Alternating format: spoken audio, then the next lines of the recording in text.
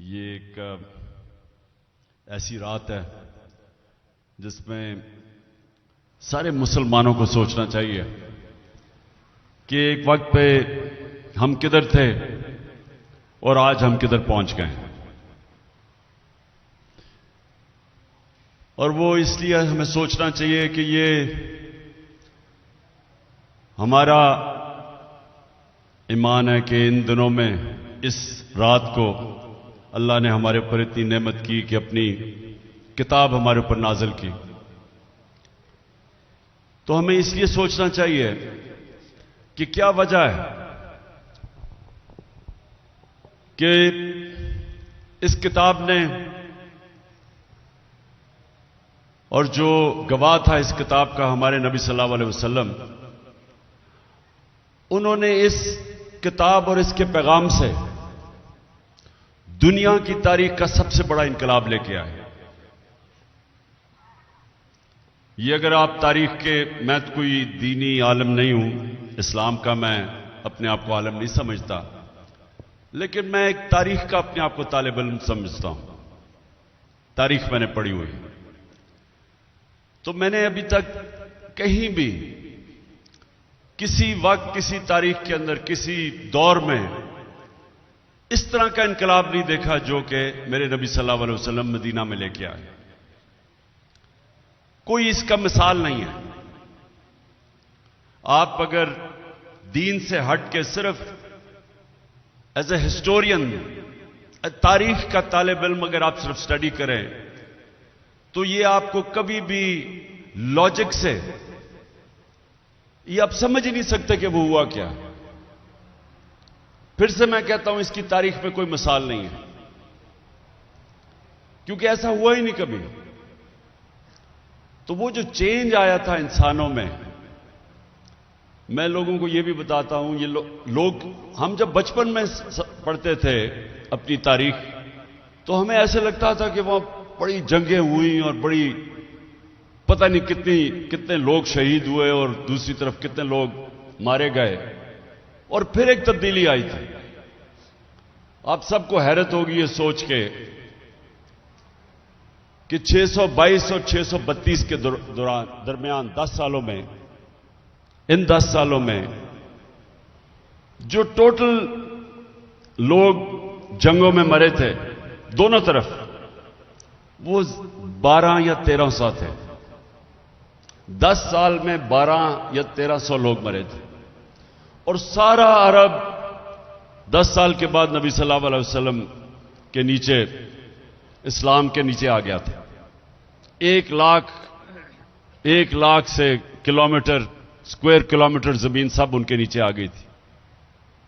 تو یہ سمجھنے کی بات ہے کہ یہ کوئی تلوار کے زور سے دین نہیں پھیلا تھا. یہ جو تبدیلی آئی تھی کہ 10 سالوں میں وہ سارا عرب بھی ان کے نیچے آ گیا اور خون بھی نہیں بہا. جس طرح جب منگولین نے، انہوں نے بھی فتح کی تھی ایک دفعہ دنیا، لیکن کروڑوں لوگوں کی جانیں لی انہوں نے اور خون کے دریا بہے.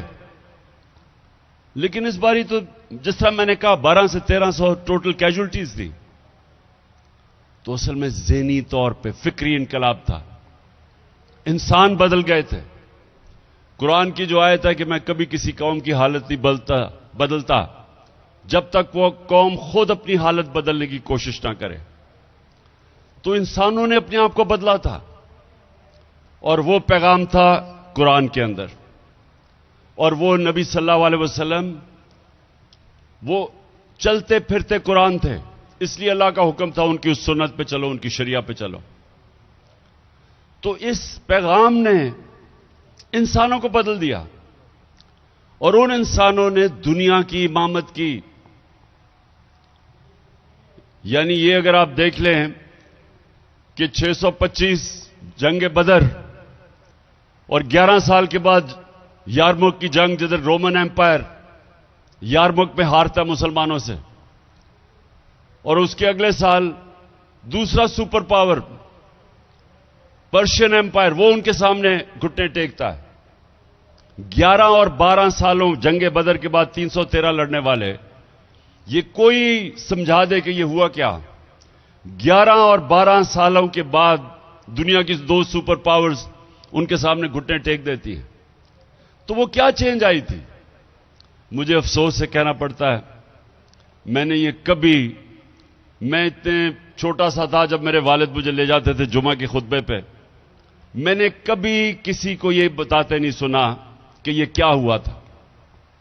اور میں نے اپنے اسکالرز جو ہیں، جو مسلمان اسکالرز ہیں، میں نے ان میں کبھی نہیں دیکھا کہ اس کے اوپر کوئی اس کو ریسرچ کرے کہ کیا چینج آیا تھا، یہ کیسے ہوا تھا. کیونکہ اس کی کوئی ایکسپلین بیان نہیں کر سکتا، کوئی نہیں بتا سکتا کہ یہ کیا ہوا تھا. اصل میں ہوا تھا، ایک پیغام آیا اور نبی صلی اللہ علیہ وسلم نے اس پیغام کے ذریعے انسانوں کو آزاد کر دیا. یہ یاد رکھیں کہ جو آزادی ہے، اللہ نے اپنی آزادی کے لڑنے کے لیے اس کو جہاد کہا ہے. اگر آپ اپنی آزادی کے اندر کی جنگ لڑتے ہوئے مرتے ہیں تو آپ شہید کا رتبہ دیا ہے. اور پیغمبروں کے بعد شہداء کا رتبہ ہے، اتنا بڑا رتبہ دیا ہے. اس کا مطلب آزادی کو اتنی اہمیت دی ہے کہ غلام قوم آگے نہیں بڑھ سکتی، صرف آزاد انسان اوپر جاتے ہیں. اور اصل میں لا الہ الا اللہ ادھر سے ہی آزادی شروع ہوتی ہے. جب آپ یہ بیان کرتے ہیں کہ اللہ تیرے سوا میں کسی کے سامنے نہیں جھکوں گا، تو یہ آپ کا آزادی کا سفر شروع ہو جاتا ہے. اور پھر اندرونی آزادی کہ جب آپ خوف، یہ بہت بڑا بت ہے. میری زندگی میں جو لوگ اوپر نہیں جا سکتے، وہ اپنے خوف کے اوپر قابو جو نہیں پاتا وہ اوپر نہیں جاتا کسی شعبے میں بھی. جو انسان خوف کے اوپر قابو نہیں پاتا اس نے آج تک بڑا کام نہیں کیا. جو میں مثال دیتا ہوں، جو شخص سب سے پہلے سب سے اونچے پہاڑ پہ چڑھا تھا آج سے کوئی 70 سال پہلے، تو اس سے پہلے سب لوگ جو اوپر چڑھنے گئے تھے ماؤنٹ ایورسٹ کے، وہ مر گئے تھے. اور شاید تھوڑے سے تھے جو بچ کے واپس آ گئے تھے. تو سوچیں کہ جب اس نے فیصلہ کیا چڑھنے کا، تو اس نے سب سے پہلے اپنے خوف کے اوپر قابو پایا. اور قرآن کی آیت ہے کہ جو لوگ ایمان لے آئے ہیں میں ان کے خوف دور کر دیتا ہوں. ان لوگوں کے خوف دور کر دیا اللہ نے. وہ جو عرب جن کی حیثیت ہی کوئی نہیں تھی، 2 سپر پاور دونوں طرف، تو ان کو آزاد کیا خوف سے، بڑے انسان بنانے کے لیے جنہوں نے دنیا کی امامت کی. پھر ان کو جو کیریکٹر ہے، ایک بڑے انسان کا بڑا کیریکٹر ہوتا ہے.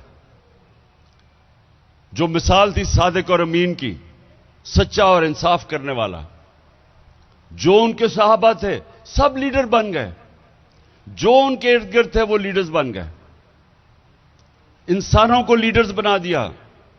میں پڑھ رہا تھا کہ حضرت بلال جو غلام تھے، انہوں نے بھی 2 کیمپین جنرل بن کے لیڈ کی تھی.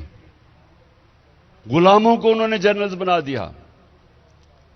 جو مجھے سب سے پسند ہے مولانا رومی کی، جب وہ کہتے ہیں کہ جب اللہ نے تمہیں پر دیے کیوں زمین پہ رینگ رہے ہو. سب انسانوں کے پاس پر ہیں، لیکن اس پرواز کے لیے ایک راستہ چاہیے. اور وہ راستہ 5 وقت کی نماز میں مانگتے ہیں کہ اللہ اس کے راستے پہ لگا جن کو نعمتیں بخشی ہیں. وہ والا راستہ ہے پرواز کا، وہ بھی ہمیں نہیں سمجھ ابھی تک. سوچیں کہ آپ مکہ مدینہ جائیں، سب سے زیادہ آپ کو مسلمان پاکستانی ملتے ہیں وہاں. میں تو جب بھی گیا ہوں مجھے سب سے زیادہ وہاں پاکستانی نظر آئے، مسلمان. یہاں سب سے زیادہ عشق کیا جاتا ہے نبی صلی اللہ علیہ وسلم سے، عاشق رسول زیادہ یہاں ہے. تبلیغی جماعت کا اجتماع ہوتا ہے، 20 لاکھ لوگ جمع ہو جاتے ہیں. لیکن یہ پوچھیں کہ کیوں ہماری یہ حالات ہیں آج کہ دنیا میں گھٹنوں پہ پھر رہے ہیں، بھیک مانگتے ہوئے پھر رہے ہیں، ملک غریب ہے، لیکن پاکستانی امیر ترین ہیں، اربوں روپے کی ان کی پراپرٹیز باہر ہیں، لیکن ملک غریب ہے. کیونکہ ہم اتنا دور چلے گئے اس پیغام سے، جس پیغام نے مسلمانوں کو اوپر لے کے گیا تھا. ایک دفعہ جو ایک پیغام اوپر لے کے گیا تھا، آج ہم وہ پیغام سے دور چلے گئے ہیں. اور وہ جو ملک آج اوپر ہیں، اور میں ان برطانیہ میں میرا بڑا وقت گزرا اسٹوڈنٹس لائف پہ، یونیورسٹی گیا، پھر میں کرکٹ کی وجہ سے، تو آہستہ آہستہ مجھے یہ سمجھ آئی کہ جو بھی نبی صلی اللہ علیہ وسلم کے پیغام پہ جائے گا، کیونکہ وہ رحمت للعالمین ہیں، سب انسانوں کے لیے وہ رحمت بن کے آئے تھے، تو وہ یہ نہیں تھا کہ رحمت المسلمین، نہیں تو ہو سکتا صرف ہم ہی مسلمان ہی اوپر جاتے ان کے پیغام پہ چل کے، لیکن وہ سب انسانوں کے لیے رحمت بن کے آئے تھے.